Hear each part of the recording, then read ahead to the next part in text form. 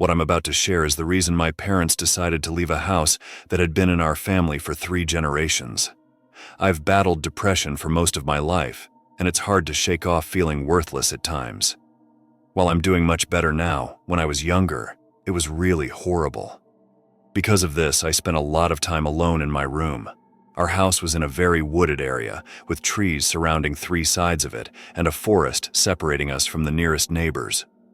My room was quite big for a bedroom, sitting at the back corner of the house with 2 windows that faced the woods. It was honestly pretty scary for a kid my age, and it didn't help that I was terrified of the dark. Things started happening around the time I turned 10. I was in the 5th grade, and it wasn't considered acceptable anymore for me to run to my parents' bed after having a nightmare, though they still said I had a wild imagination.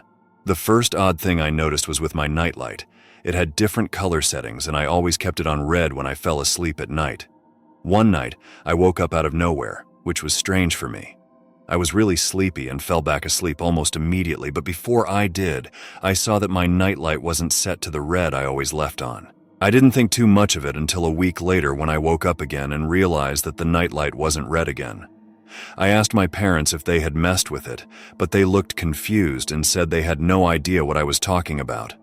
I explained what happened, and they just brushed it off, saying the nightlight had always been a little glitchy. I trusted them, so I let it go, at least until the morning I woke up to see the nightlight completely unplugged, just lying on the floor.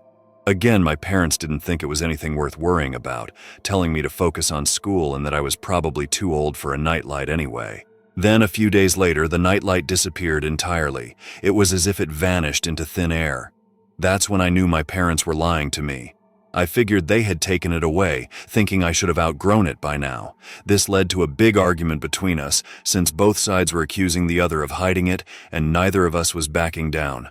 I couldn't believe my parents would lie to me about something like that, but there wasn't much I could do after that. For a week, everything went back to normal, but it didn't stay that way for long. For 3 nights in a row, I woke up in the middle of the night, and I had no idea why. After it happened for a 4th night in a row, I told my parents, and they just said I was going through puberty, so my body was going through changes. The next time it happened, though, I stayed awake instead of going back to sleep. A few minutes after I woke up, I started hearing faint rustling noises coming from my closet.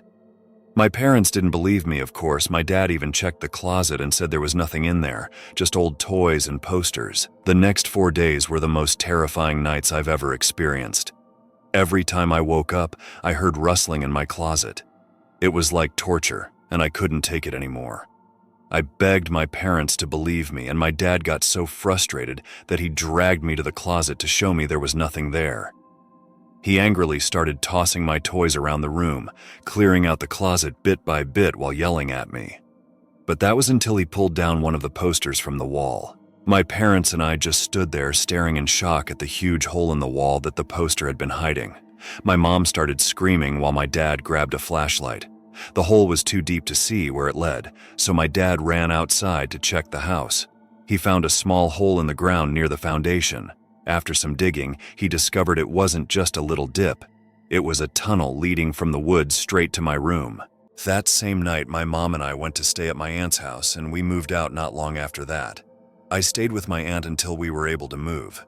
Even though I don't like thinking about this, I know I'll have to deal with it at some point. My parents still don't like to talk about it either, probably because they feel guilty for not believing me. It's horrifying to think there was a stranger in my room every night for over a month. I have no idea what they wanted, and I'll probably never find out. So, if your kid ever tells you something that seems strange, believe them.